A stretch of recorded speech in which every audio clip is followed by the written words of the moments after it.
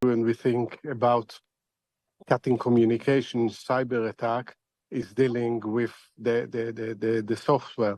This is very different. I can think about anything parallel to it that at the same time dealing with communication, but as you say, so many people have been either killed or badly injured. So this is beyond the communication side, but also an attack on Hezbollah personnel. What I can tell you for what I've seen here in the days that I'm here, I've been to the border with Lebanon, seen it's empty. And it's a certain thing, analysts here and people, officials will tell you that regardless what happens, Hezbollah is winning the war if 60,000 people can't return to their homes. Lebanon has been struck by a wave of attacks using exploding walkie-talkies. At least 20 people are now known to have been killed and more than 400 injured. It comes the day after exploding pagers killed 12 people, including 2 children, and left almost 3,000 in hospital. Multiple sources have said they believe that Mossad, the Israeli spy agency, is targeting Hezbollah fighters. Israel declined to comment. But the country's defence minister, Yoav Gallant, says the country is opening a new phase in the war. I appreciate that we are at the beginning of a new era in this war and we need to adapt ourselves. This is true for everyone, certainly for those who are in the air or control what is in the air, because the position here is stronger. It is not Hamas, it is something else, and we need to prepare for this matter properly, take that into account. We need consistency over time. This war requires great courage, determination and perseverance. Well, Professor Yossi Meckelberg is an Associate Fellow with the Middle East and North Africa Programme at Chatham House, and he's in Israel tonight. He told me what he made of the latest attacks.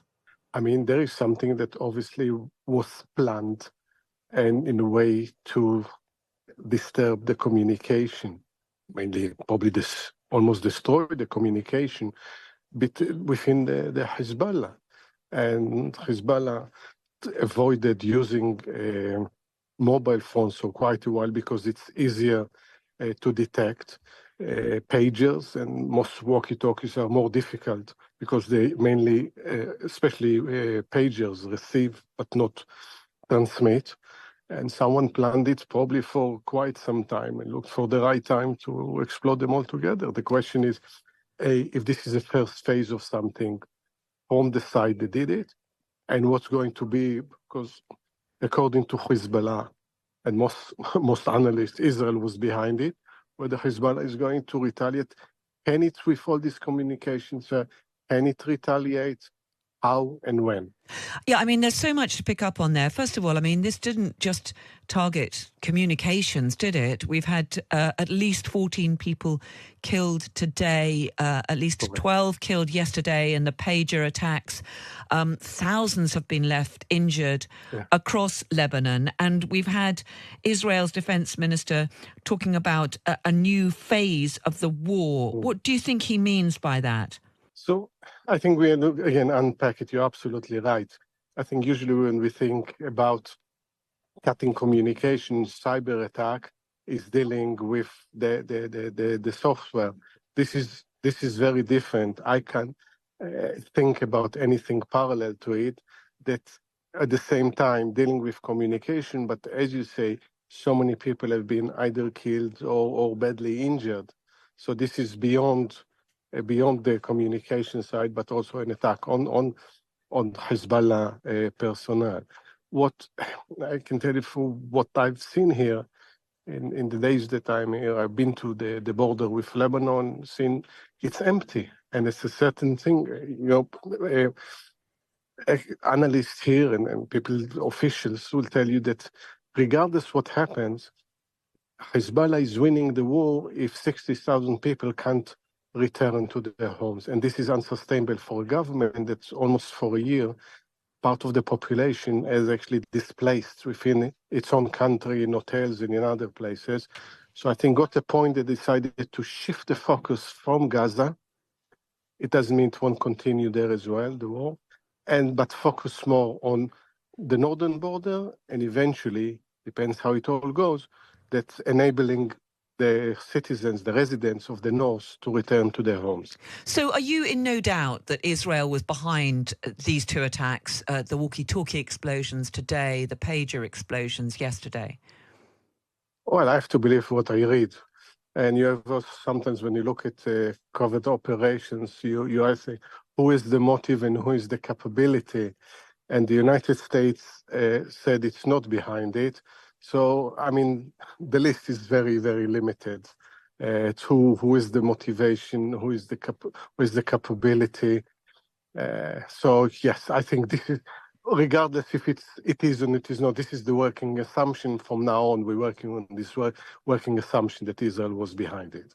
And do you think that these attacks over the last 2 days are the start of a further really big offensive by Israeli forces to perhaps go into southern Lebanon to do more to destroy the Hezbollah network? I think this is the big question. What is the signal to Hezbollah? We know how to hurt you. We have different methods. You were caught by surprise, so let's de-escalate it. Or this is the first phase of something bigger.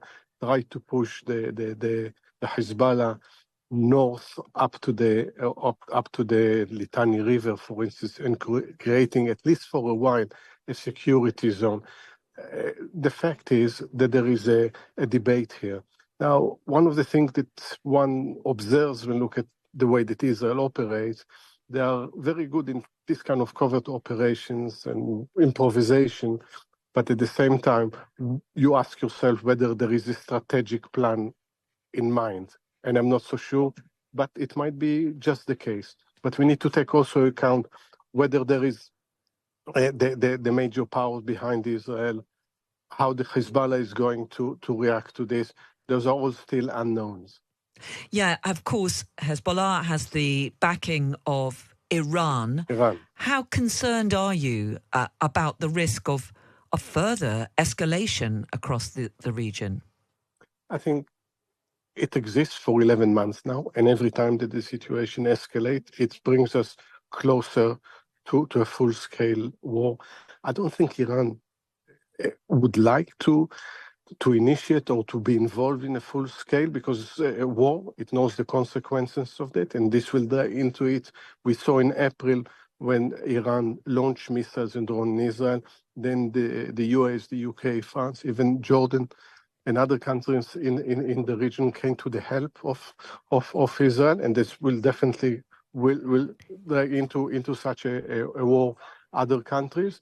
But I think always the danger in this situation that's so volatile, so fragile, that something might drag them into such a war. That's the danger. It's actually the miscalculation more than the calculation.